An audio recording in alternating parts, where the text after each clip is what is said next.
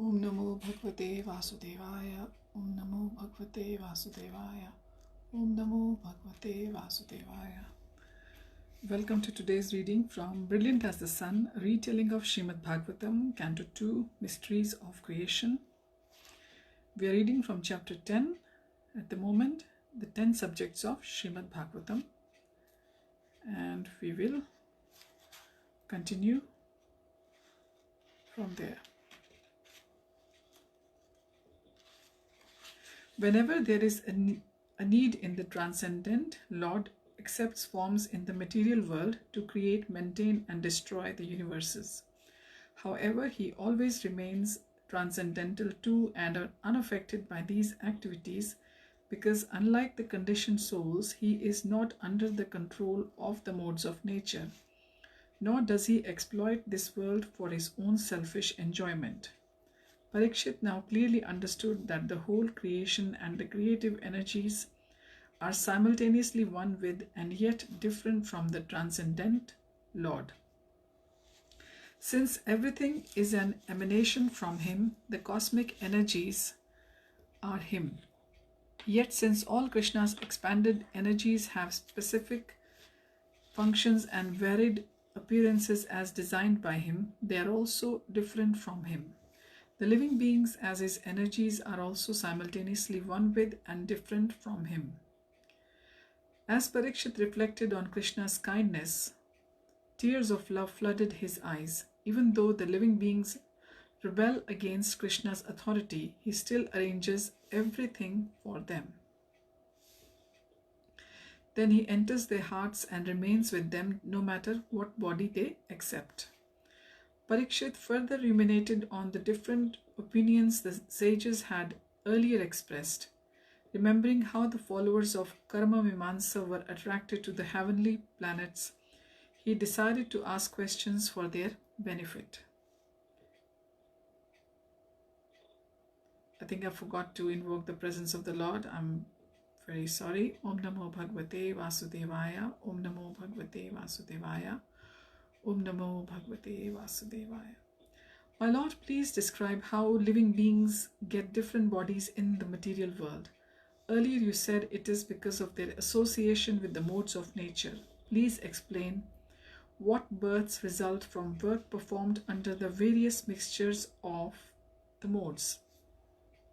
Shukadev said, O king, all living entities receive a material body according to their past deeds. This includes Brahma and his sons, the Manus, the administrative gods, the sages, the lower celestial races, the demon races, human ghosts, evil spirits, birds, mammals, reptiles, aquatics, and all other moving and non-living species.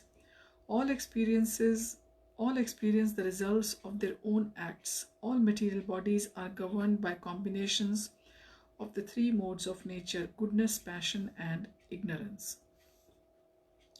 Those who predominantly act in the mode of goodness take birth as gods in the celestial region in their next lives. Those who work mainly in passion will take birth as human beings, and those who act in the ignorance will take birth among lower species. These three types of beings are again divided into three when again mixed with the other two modes. For example, a living being who takes birth as a human because of predominance of passion may also be influenced by goodness and thus take birth as a Brahmana. Or he may be affected by ignorance and take birth as a Shudra. Shukadev paused deep in thought. Many of the sages present could not understand why an all-good God places souls into such miserable conditions. He continued, after creating the universe, the Lord, who is its maintainer, appears within it in numerous incarnations to reclaim the fallen souls in all the species of life. At the end, he assumes the form of Rudra to annihilate it. As the wind disperses clouds, the foolish conditioned souls strive to attain permanent happiness in this temporary world. Krishna, however, gives information that there is another nature which is eternal, and that by engaging in his devotional service, we can be transferred there to enjoy a permanent life of full knowledge and unlimited bliss. The purpose of this world is to give rebellious souls a chance for self-realization. We should not waste it in sense gratification, indicating the Sankhya philosophers, the Vaisheshikas and Gautams and his students. Shukadev said, although we can attain Krishna's personal association, some transcendentalists are satisfied to simply understand his impersonal feature. Looking over at the followers of Patanjali, he said, yogis desire to realize the Paramatma. Both of these features of the Supreme are involved only in the material creation. Turning towards Narad, Vyasadeva, Devala and other devotees, he added, pure devotees of Krishna, however, see much more glorious pastimes of the Lord in the transcendental realm, beyond matter. They take full advantage of the duration of the material creation to qualify themselves to enter Krishna's eternal blissful kingdom, where they can enjoy with him forever in the transcendental love. Indeed, absorbed in those confidential pastimes, Krishna does not personally involve himself with creation. Parikshit looked surprised. Do the Vedas do not describe him as the creator? Yes, but this is simply to counter the mistaken idea that material nature creates alone. The material nature is executed by his energies such as Pradhan and his Purusha avatar expansions, as I have already explained. Parikshit could not resist a glance towards the Sankhya proponents who held this erroneous belief. They were all sitting in spellbound silence as Shukadev rebutted their speculations. Parikshit's thoughts again turned to Jaimini's followers who desired to attain celestial bodies in the heavenly planets. Knowing it to be unwise to aspire for any position in the material universe, he hoped Shukadev could help them also realize this. Please tell me, O Master, how long this creation lasts. I have heard that not only is there an annihilation at the end of Brahma's life, but that even during his life there are subsidiary destructions and creations. Please describe how long these last, how long also are the lifespans of the gods and other beings dwelling throughout the universe. Shukadev replied, the first division of creation is known as Mahakalpa, which lasts from when the universes first emanate from Mahavishnu's body until they return to him. That second division of creation is known as Vikalpa. This period spans Brahma's entire life. The last division of creation is known as Kalpa, spanning one day of Brahma from when he rises to when he goes to sleep. At the end of each of Brahma's days, there is a partial devastation. At the beginning of his next day, upon awakening Brahma again creates. I will speak more about this topic, but first tell me if you have any other queries. Encouraged by Shukadev, Parikshit asked many questions again on behalf of those desiring to enjoy the results of their acts. He asked, please explain more about time and how in both small and large steps and through the three divisions of past, present and future, it brings about the results of work and again devours them. Remembering that the followers of Sankhya were interested in how creation occurred, he asked, please explain how exactly the different planets in the universe, along with the sky, stars, seas, mountains, rivers and continents were created. How do the living beings attain these various destinations?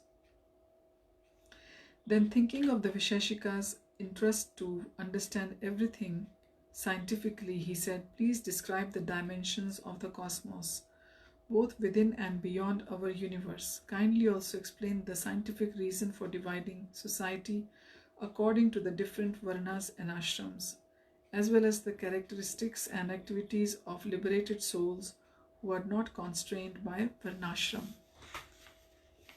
Thinking how the followers of the atheistic Kapila considered him to be mentioned in the Vedas, and how people were prone to be misled by persons falsely presenting themselves as avatars, he asked, "Please tell me about the cyclical eras the material universe undergoes, known as yugas, and the activities of the Lord's incarnation within each of them. What specific duties do they teach?" Remembering how there were various opinions about man's highest duty, he asked, "What is the common duty of everyone as well as the individual duties according to one's specific position in society? I am specifically interested to know the responsibilities of rulers. Kindly also explain what one should do in times of distress when it may not be possible to adhere to the normal duties."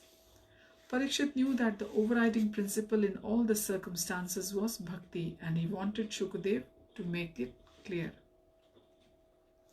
The king thought again of the arguments put forward by the non-devotee sages. Several of them had spoken of the importance of understanding the fundamental principles of matter, how this would enable one to extricate himself from material entanglement. However, they had not seen the connection to Krishna. Knowing that Shukadev would present this topic in a clear devotional light, he said, "Please describe the basic elements of creation, how they form and develop." Remembering that Shukadev had explained that Supreme Lord can be known both by the process of mystic meditation and by hearing and chanting, he asked, "Which is best? Please also describe the different mystic powers or siddhis the yogis can attain. How do perfected yogis detach themselves from their subtle astral bodies?"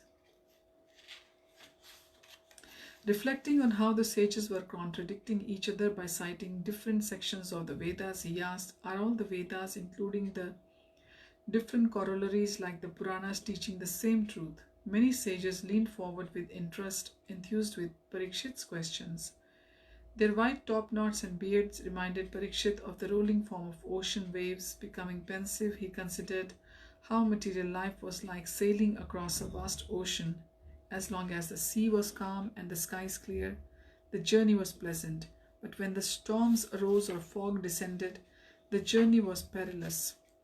There was every chance that the boat might sink, and everyone aboard drown. At that time, no one could help. Similarly, while people were enjoying the fruits of their past good karma, their lives seemed present.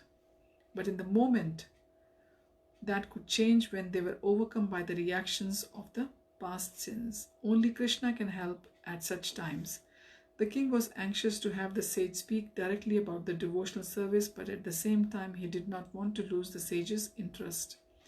He knew that many of them were not yet ready for such a direct approach. Parikshit therefore phrased his next question in such a way that the sages would think he was asking about creation, maintenance, and universal inundation. His words, however, had a dual meaning, which Shukadev understood. Really, the king wanted to know what was the favorable and unfavorable to the execution of devotional service to Krishna, which alone could attract Lord's protection. Shukadev smiled, understanding Parikshit's intention. He nodded slightly and waited for him to finish his queries. Knowing that many in the audience were interested in material happiness and salvation, Parikshit said, "Please also describe the Vedic rituals for achieving life's 4 great aims: piety, economic development, sense pleasure, and liberation." Realizing that some souls might require many lifetimes to achieve perfection, Parikshit says, "What happens to those who have not attained liberation by the time of universal devastation, both the pious and impious? How do they again appear in the world? Please also tell me about the eternally liberated souls who serve the Lord within the material creation. What happens to them at the time of annihilation?" Parikshit glanced around. Many sages doubted that Krishna was the supreme person. They argued that God is good and equal to all. Therefore, he would not kill either demons or his own family. The king did not share these doubts. He was confident that the Lord's pastimes were all spiritual. Under the material energy, it would not be possible for a suckling baby to kill a terrific demon like Putana, remaining unperturbed and simultaneously reciprocating with his mother. Any ordinary child would have been killed or severely disturbed. Similarly, if one's family members are killed, the person grievously laments. However, Krishna was unaffected. Surely then it was a spiritual pastime. The sages needed to understand this. Parikshit said, please describe how Krishna's pastimes are all enacted under his internal spiritual potency. From the corner of his eye, Parikshit spotted a group of sages who practiced mystic yoga, intent on realizing the supersoul. The king asked, please also explain how Krishna, while always enjoying his own pastimes, is simultaneously the dispassionate witness of everything that happens in this external material energy. The king concluded his questions, kindly show me your mercy by answering all these queries. Also explain to me anything I may not have asked that you feel I should know. Parikshit leaned forward. He wanted to hear Shukadev's every word. With his lucid and powerful explanations, the king would surely dispel the confusions presented by the sages. With folded palms, he said, I fully accept your words as perfect truth.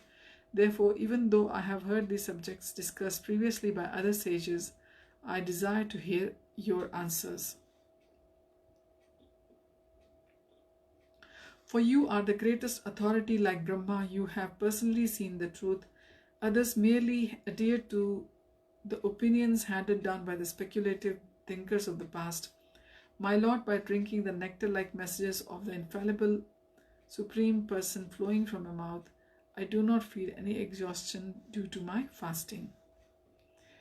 Pleased by Parikshit's questions, Shukadev said, O king, you asked about time, and I shall shortly answer the question by describing how time is measured up to the measurement of Kalpa.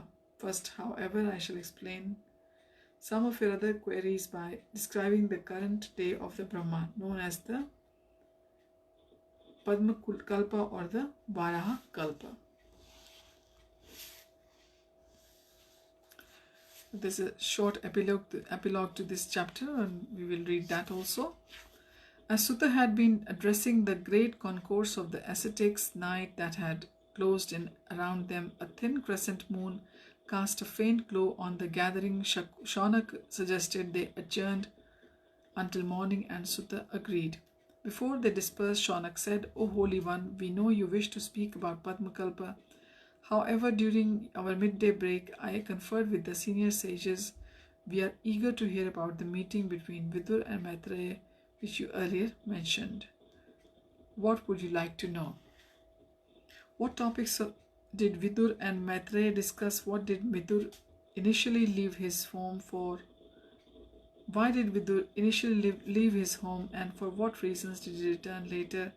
We are also keen to know that Vidur did while he was on pilgrimage. Sutta replied, as it so happens, in speaking about the Padmakalpa, Shukadev cited Maitreya's meeting and conversation with Vidura. At that time, Parikshit asked a very similar question to yours. I shall recount this to you when I reconvene tomorrow.